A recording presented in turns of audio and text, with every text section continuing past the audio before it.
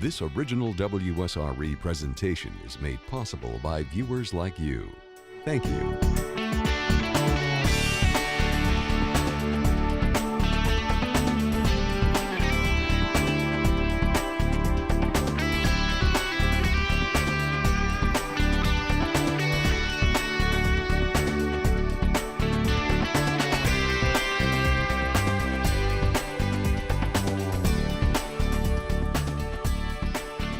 It's been a year since we saw scenes like this along the northwest Florida coast. Tar balls from the BP oil spill washed ashore at Pensacola Beach and washed away last summer's tourist trade and slapped the area with losses that hurt just about every person and business. Hello, I'm Lloyd Patterson. This is CTC Connecting the Community. They're still tabulating all the money lost because of the Deepwater Horizon tragedy. We covered environmental impacts on a recent CTC and we'll continue to watch for them. But on this program, we want to talk about the dollars and cents fallout from the spill, how the last year has been, and how it looks for the days ahead. Our guests tonight include Chris Seaman, owner of the Hellenbach Cafe on Okaloosa Island, who has traveled to Washington several times to testify about the impact of the oil spill on local businesses. He also has cafes in Navarre and Crestview. Martin Lester is a Fort Walton Beach attorney with Fleet Spencer. He has worked closely with the Greater Fort Walton Beach Chamber of Commerce on issues related to businesses and the spill. Dr. Rick Harper, you know, of Northwest Florida, the face of Northwest Florida economics. He directs UWF's Office of Economic Development and Engagement, which includes the Haas Center for Business Research. And Carlton Proctor is a longtime business writer with the Pensacola News-Journal and has written extensively on the economic impact of the oil spill. Welcome to all of you. Thank you for joining us for this important discussion about the economy 1 year after the BP spill. Chris Seaman, you run several local restaurants. How is it for you 1 year after? I'd have to say I'm glad that year is over. It was more than difficult from my staff, family, for my customers in the bar, in my restaurants as well. The entire BP claims process has been a disaster in its own right. If you would, on a personal note, I've experienced the wide range of denials to some money to can't figure out what kind of money we should be entitled to. But all in all, I think I've never been more grateful that the military is such a presence in our community, because that dollar has been very steady to the community. So it's been very helpful to keep kind of plugging along. And here we are on the verge of hopefully a great summer, and but hopefully get a lot of last year still yet to be resolved. Dr. Rick Harper, what's your take on it 1 year after the spill? Well, it was really a lost year, the summer of 2010, and of course our tourism season is concentrated almost exclusively in the Memorial Day to when the kids go back to school short period, and that's exactly when the oil spill hit. So you saw that our tourism-dependent businesses took a steep drop in revenue. 2010 should have been the year that we really came out of the Great Recession in terms of revenue for local businesses, but the good news is that there are some promising signs for 2011. We're still behind where we should have been, but it looks like we're climbing out of the trough. Martin Lester with in Okaloosa County, how is it from your point of view? Well, I wish I could say that we're out of it completely and right back where we should be, but I really don't think that that's the case. One of the most frustrating things, as Rick said earlier, was we were really poised for growth. We had come out of a couple of years of a really down economy, and a lot of the businesses in the Okaloosa County area were coming into 2010 really feeling like they were on the upswing. And then when the oil spill hit, it just really kicked the legs out from a lot of people. There have been a lot of businesses that have failed over the course of the last year. There have been a lot of people who were looking for improvement and really haven't seen it. So while I certainly hope this year is going to be better, I can't say that we're out of the woods. Carlton Proctor, you know the business around this area as well as anybody. What do you think? Well, I've sort of two things that occur to me. One is I think this past year has shown how resilient this economy is. I mean, this was a big hit, and as Dr. Harper mentioned, there were some hotels, businesses that saw their sales down by 40 and 50%. The one thing that I've been tracking lately is to try to see if if the jobless numbers start to improve, a lot of the businesses that would be hiring today to help improve that number are probably holding back because they're waiting for a BP check, they're waiting to see how their summer is going. And that's really the two big trouble spots in this community are the jobless numbers and, of course, housing. So, I've been tracking that. I think that a lot, as Dr. Harper mentioned, a lot of the businesses are expecting a big summer, hoping for a big summer. So. Yeah, we are seeing more job listings in newspapers around the area, and that has to be a positive sign because it seemed like we went for months where there were one or two jobs listed in them. Well, I just talked to some officials or some people at Workforce Escarosa today, which is sort of a job bank for the area. And they're saying that they're starting to see a slow, steady increase in advertising by small sort of mom and pop shops, if you will, that are starting to hire again. So that's not going to cure the unemployment problem here, but it's a start. So I think that we're seeing some early signs that maybe we're turning the corner now. Okay, if you just joined us, we're talking here on Connecting the Community about a year after the BP oil spill and how things are for businesses today, what kind of a year it's been. I think all of us have a pretty good idea. Those who are not in business or maybe working for someone else are pretty glad they aren't trying to run a business like Chris Seaman, who has several restaurants. Did you fear that you were going to lose your business after the spill? Yeah, well, having several, some fared better than others, but there were a couple where I literally had a phone call or two with the BP Help Center saying, if I don't get some monies immediately, you're going to be dealing with a business that's closed. And, looking at them from a legal point of view, I'm sure they would have rather dealt with me being open than being closed. I don't know if that helped me get a check, but it did at the time. But I literally feared one of my businesses was going to have a lot of difficulty because, as you said, right there at that peak season, you expect that money's to be coming in, and it was literally just gone.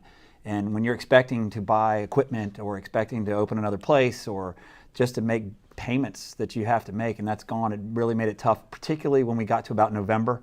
And we're still in this process, and you're expecting this BP claim process to be a little quicker, and everybody was gung-ho about it, and here we are still waiting on it. And had that money's come around like we expected in the fall and maybe early this year, some of the numbers you're talking about with unemployment and businesses wanting to hire, we probably would be doing that. I know I, for one, would be doing that, but here I sit waiting for several different claims to have any communication at all before I would go and buy another cooler or buy another any type of equipment in any of my businesses, or even open another one. Yeah, so businesses like certainty, don't they, Yeah. Rick Harper? And if there's this uncertainty hanging over them, they're kind of paralyzed, aren't they? Well, businesses like certainty, and the bankers that cater to businesses like certainty even more. And so what you find is that people who have fixed obligations every month that don't go away when the customers stop coming. As Chris said, when you get to November and you've kind of gone through the money that you earned during the summer, and when July looks like January, then by the time you get through the fall months, you're having to speak to your bankers, or if you're to the person that holds the lease and you're telling them that I just can't make the payments this month, and they're looking at you and saying, well, you've got a problem then. And so we all have a problem when that happens, because it puts downward pressure on a weak real estate market. It puts perfectly good entrepreneurs who had the best of intentions or are creating jobs. It puts them at a severe disadvantage. And so we're living with the consequences of that even today, even as the economy picks up. Marty Lester, in Okaloosa County, working with the Chamber, you probably have a pretty good idea how many businesses you lost because of the spill and that did not come back. Well, I know that we lost businesses. I know from a personal point of view, friends, clients of our firms that had strong, vibrant businesses before the oil spill that just aren't there anymore. And as a direct result, first off, of the spill and the downturn in business, and second of, as Chris alluded to, simply the difficulty of working through the BP claims process. This process was supposed to be simple and open and straightforward and help businesses survive on a short-term basis. It just hasn't turned out to be that. I mean, our business owners need to be spending their time figuring out how better to serve their customers, how to provide for the tourists, how to serve the military community, not figuring out who's going to answer the phone at BP or who's going to write a check that they obviously deserve. So it's been very frustrating. We're fortunate that we live in a resilient area. I mean, people in Okaloosa, Escambia, Santa Rosa, Walton, the folks who are watching this program, they've been through a lot in the last 10 years. We know how to deal with disasters, and we know how to pull ourselves back on our feet. Those things we can do, but it certainly doesn't help when you're fighting a disaster on one hand and a corporation on the other. Right. Carlton Proctor, you probably talked to a lot of business people, and how many of them that you've known from your years of writing and working in this area have said they're just right teetering right now? They've already gone. Well, you know, one of the things I haven't talked to that many that that say that they're teetering. One thing that I do hear a lot of is that my credit is shot. And are the banks going to work with me to restore that? I want to build a new stage or a new wing on my restaurant, and I can't even get in the front door anymore. What is BP going to do for me to help me restore my credit? Because I had to borrow and beg and get a second mortgage on my house just to keep my business going. So I hear a lot of that back from business owners, particularly, of course, along the coastal areas. Otherwise, I think, you know, a lot of the businesses are sort of rolling with the punches. They weren't as affected directly by the oil spill, but they certainly felt the reverberations of it. And you know, as Marty said, I mean, this community, this Gulf Coast region has been through so much over the last decade. People are just, you know, tough. I mean, they just are able to hang in there through one means or another. So I think that's a great story, I think, to tell once we get past all this. And what you mentioned about the credit, the ripple effect from the BP spill hurting the credit, that's another impact that people really don't see, do they? I mean, but it's a real deal. Well, let me add on to what you said right there. Actually, what the two of you just said, I had that conversation with each one of my bankers on multiple occasions, and literally keeping them abreast of my BP claim, saying, you know, hey, I think I'm getting some money. I'll make that mortgage payment. They're going okay because they want me to stay open. They'd rather deal with me being open. But Sure. to remind a lot of people out there that, you know, whether they own a business or not, prior to the oil spill, we were dealing with what you called the recession, The Great Recession. the Great Recession, and the entire concept of credit to begin with had changed dramatically. So now, not only was it more difficult because the banks had different rules to play by, therefore the business owner had different rules to play by. Throw on top of that, your cash flow is gone from the summer, and now you don't know what the deal is with BP, and you walk in and you don't know what you're getting out of your bank other than to go in there and say, hey, Mr. Banker, here's where I'm at. I got my doors open, my staff's in there doing everything they can possibly do, and I'm doing everything I can possibly, here's every bit of money I've got, can you hold on for me till next Monday? And I literally did that a lot, and in a sense, we're still dealing with that. Because as I've talked to a lot of people with the, you know, Marty and I do a lot with the Fort Walton Chamber, and as I've talked to businesses over there, the number one thing we really need is not necessarily BP money, but it's really to come out of this Great Recession with some credit from our local banks so that we can walk back in and say, yes, I'd like to borrow to buy this equipment or build that stage or whatever, add on to my business. And that doesn't exist either.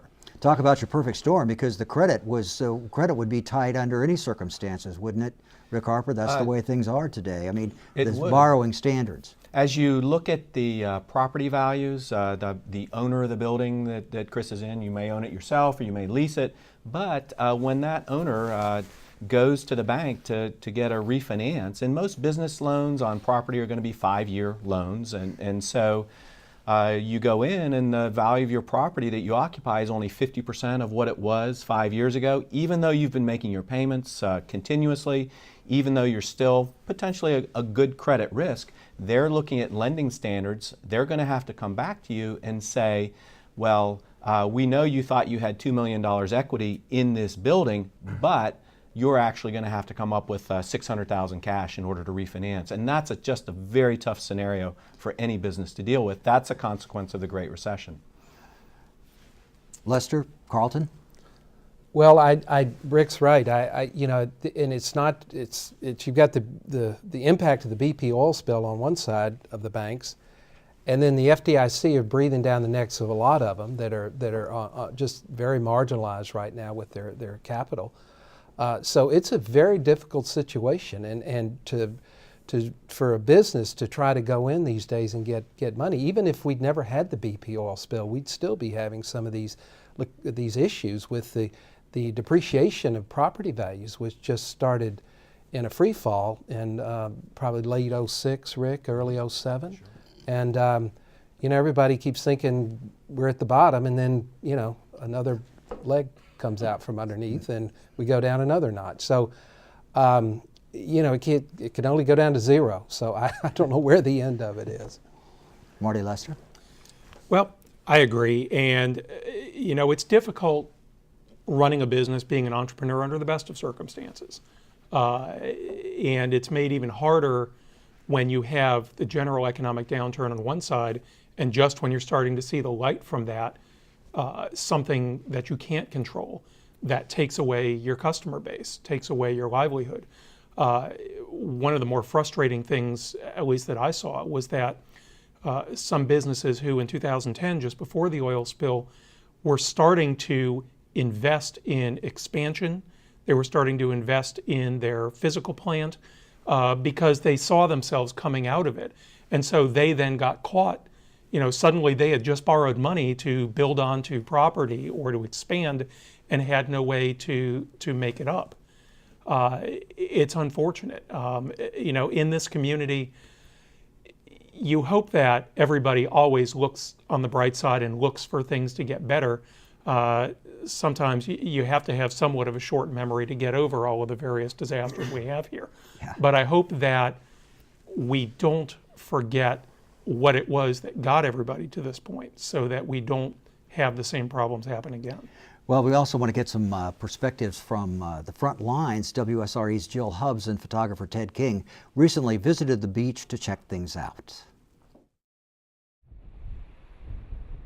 1 year after the BP oil spill, businesses along the Gulf Coast continue to recover from an economic and environmental disaster that few Floridians were ever prepared to handle. We never, ever thought we'd have to worry about oil spilling in the Gulf and ruining our tourist season here on the Gulf Coast. Tim Massey, who rents condos on Navarre Beach, hoped for the best, but reality set in, one customer at a time. And then all of a sudden, my phone just starts blowing up and emails are coming in. And it was people wanting to cancel. I probably lost around 40% of my business last year because of the oil spill. Even though oil had not yet touched the shores of Navarre Beach, Massey said the public had a very different perception. 15 miles to the west, the story at Pensacola Beach was the same. Reservations had taken a similar hit. Because they were hearing about oil washing up on the beaches, and they were concerned about the dispersants that were in the water and whether it was safe for kids and things like that. Joe Endry with JME Vacations says that even though the majority of the impact was more towards Louisiana and Mississippi, potential vacationers were bombarded with national media attention that was too damaging to overcome. You hear these reports, that there could be oil out on the bottom of the Gulf, in which case if a major weather event came through and that was stirred up and it ended up on the beaches, then I'm afraid that the negativity of, that kind of oil on the beaches and the media attention that it would get would change people's perspective that, that maybe they ought to go somewhere else. Ed Schroeder, the director of Visit Pensacola, says that the impact reaches much further than just the tourism industry. When you start looking at where those monies would have drifted through our county, then you start looking at lost school revenue, lost city and county government revenue. All those are felt in the current budgets that everybody's trying to balance right now. And with the hurricane season approaching, BP has made plans to remove offshore tar mats that continue to deposit tar balls on isolated areas along the shores of the Gulf Coast. As the 2011 tourist season begins, the number of reservations is positive, and Massey and Endry both hope it is a sign of good things to come. The ones that maybe went to other places last year will come back to Navarre and just see how beautiful our water is, how wide our beaches are. We've always been a family-oriented place to visit, and we just hope those families continue to come back and spend their dollars here. I think that people have really been wanting to come back to the beach. I think they really missed, the fact that they didn't get to come here last year. So, with desirable weather and only isolated areas of oil in the water and the sand, Florida's beaches appear ready to launch a successful tourist season. The only question that remains is, will they come? Reporting from Pensacola Beach, I'm Jill Hubbs. That video and many more are available through our WSRE.org website, including reports from other public television and radio stations from Florida to Louisiana. And if you just joined us, this is our Connecting the Community show. I'm Lloyd Patterson. We're talking with Carlton Proctor with the Pensacola News-Journal, Marty Lester, who works with the Chamber of Okaloosa County, or actually Fort Walton Beach, Greater Fort Walton Beach Chamber, and Rick Harper, the PhD, Northwest Florida's premier economist, and Chris Seaman, who has several Hellenbach restaurants in the area, which, by the way, have been favorably reviewed by Esquire magazine. So that's got to be a positive for his business. We've talked about, Jill said at the end there that the question is, will the tourists come back? Are you all optimistic that this is going to be the year the tourists come back and make up for last year? Chris? I'm going to be the optimist and say that they will. That one sentence the gentleman said in the video there was that they missed last year and a lot of them will come back. But one of the greatest advantages to this community is the fact that it's such a drive-in destination. The economy is still difficult throughout the country, so when the family's trying to decide where they might want to go, we're still a very affordable choice to bring a family to come enjoy the beach, to do the water activities, to the restaurants, the shopping, the golf, etc. So I think they'll be back. We're going to need a little help from Mother Nature. A lot of very sunny Thursdays and Fridays, so people don't change that driving plan. We want it to rain in St. Louis a lot, and so they'll come here. And it can be as petty as that, but it really brings people down for a few extra thousand people on a Friday driving into town. Makes a huge impact every weekend. Rick Harper, unless we get some really terrible weather, hurricanes, another oil mess, do you think 2011 is going to be the year that 2010 should have been? I do. We're positioned for an excellent year, actually. You look at the new capacity, airline capacity, Southwest Airlines at Northwest Florida Beaches International Airport, Panama City, and the number of seats they brought is actually dwarfed by Vision Airlines coming into VPS. Northwest Florida Regional in Okaloosa County, and we've got lots of new inventory. That's one of the effects of hurricane recovery is that look at Pensacola Beach, great new inventory there, and so I think that yes, we're poised to have an excellent tourism season. We should have been there last year, and I don't think that 2011 will be where 2011 should have been absent the spill, but yes, we're coming back strong. Marty Lester. Well, nothing changes the fact that we have the most beautiful beaches in the world. Our beaches have not changed. Our restaurants are there. The hotels are there. We've got better capacity now with the airlines to get to the Northwest Florida area than we ever did before. I mean, what happened with BP hurt us, but we've been hurt before and we've come back before. I think this is going to be the year that last year should have been, and hopefully it's just going to progress from there. Okay, I've got optimist, optimist, optimist. I agree with all three gentlemen, except I do have a concern. And we've seen strong numbers over the spring, and that's been the result of good spring weather and pent-up demand. But here we are in April. We really haven't gotten to the peak of the drive season. If we get gas nearing $5 a gallon, I've seen it in town at $4.15 for premium. It may impact those folks in St. Louis or Chicago or Louisville that are thinking, oh, let's drive down for a long weekend. and you look at a $300 gas bill for the SUV, that's going to make some people think twice. So I'm hoping that the gas prices either steady or pull back some, and if so, I think we're going to have a bang-up year. Do you think gas prices have the potential to come along and just stab the businesses right now?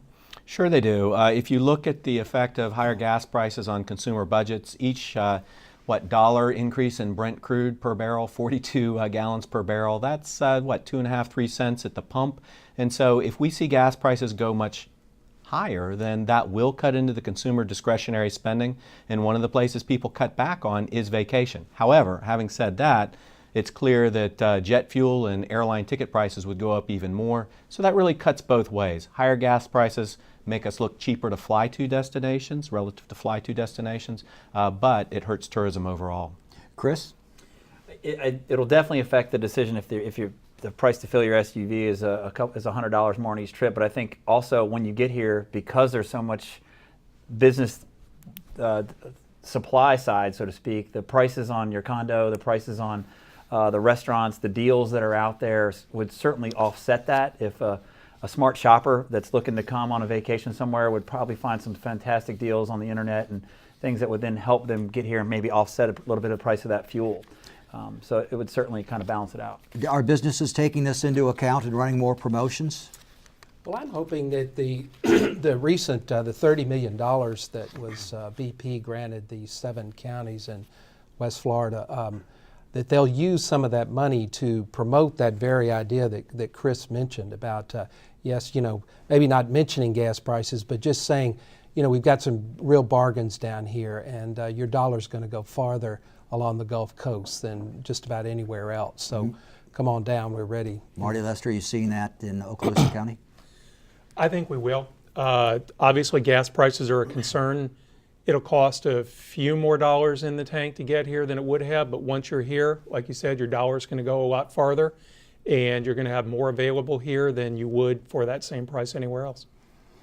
Okay, well, I'm sorry, but we have come just about to the end of the road on this Connecting the Community. We've covered earlier a program on connecting about the environmental impact 1 year later, and on this program we've been looking at the economic impact, and it seems like if you compare the two, the economy, the environment, the economy does seem like it's more of a known commodity and something that we have reason to be more optimistic about. Carlton Proctor, Marty Lester, Dr. Rick Harper from UWF, Chris Seaman from Hell and Back Restaurant, thank you for being with us and thank you for watching.